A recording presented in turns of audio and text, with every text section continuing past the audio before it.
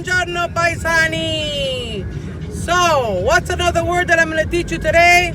It's accucchiare. What does it mean? Accucchiare? No, it's not a spoon. Accucchiare means to accumulate or to rack up. And in Italian we say accumulare. Like for example, in a sentence we say accucchiati i soldi. In Italian we say accumulati i soldi. And in English we say accumulate some money or rack up some money. So that's the word today.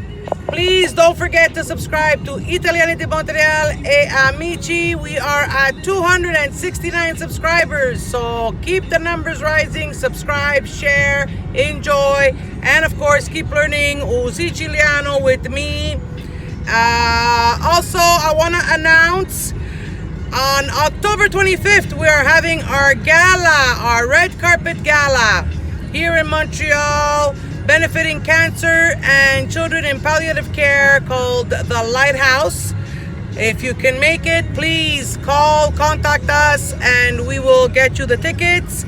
For more information, you can look on my Facebook page or contact me in a private message.